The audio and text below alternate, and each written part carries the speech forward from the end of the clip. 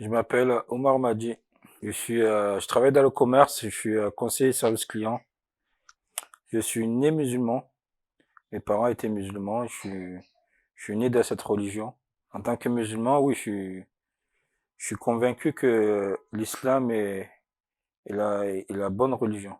Je croyais que Jésus était vivant au ciel et qu'il allait descendre à la fin des temps pour délivrer les musulmans.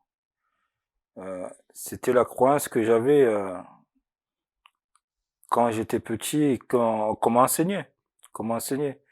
Mais après conviction, dans mes recherches et dans la logique des choses, en apprenant, en posant des questions, en faisant des recherches, mes propres recherches, à travers le Saint-Coran, euh,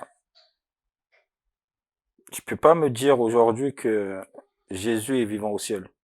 Au niveau scientifique, déjà au niveau scientifique, je pense que comme la science est reliée avec le Saint-Coran, elle n'est pas en contradiction déjà avec le Saint-Coran, euh, je peux pas me dire qu'un homme est monté physiquement au ciel.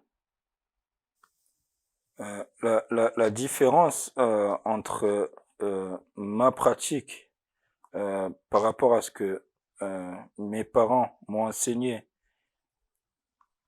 et aujourd'hui l'enseignement que j'ai j'ai connu et j'ai suivi à travers la communauté que je côtoie, euh, par rapport aussi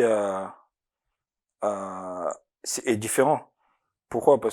Pourquoi je dis ça? Je m'explique. À l'époque, euh, selon ce qu'on m'a enseigné, il y avait des mosquées ethniques. Ça veut dire que il y avait les Comoriens de l'autre, les Maghrébins de l'autre.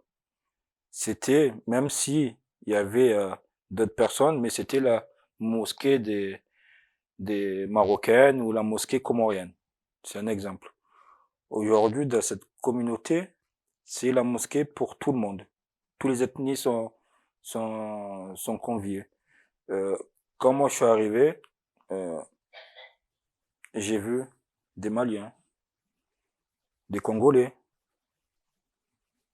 des Comoriens, des Asiatiques, des Maghrébins, des Européens, tous unis pour la même chose, l'unicité à Dieu, euh, croire au prophète sallallahu alayhi wa sallam.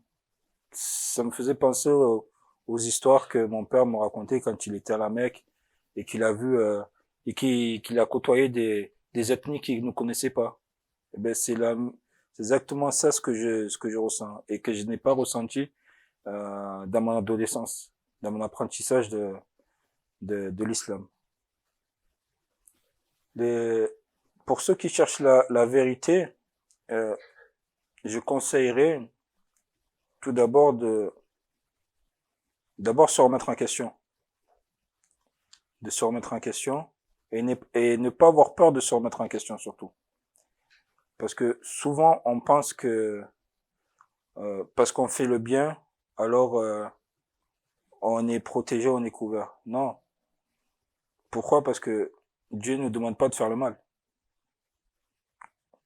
Donc, moi je pense que si je prends par rapport à mon expérience à moi ce que je vous conseillerais, c'est tout d'abord euh, prier, demander à Dieu, est-ce que vous êtes vraiment dans l'islam véridique?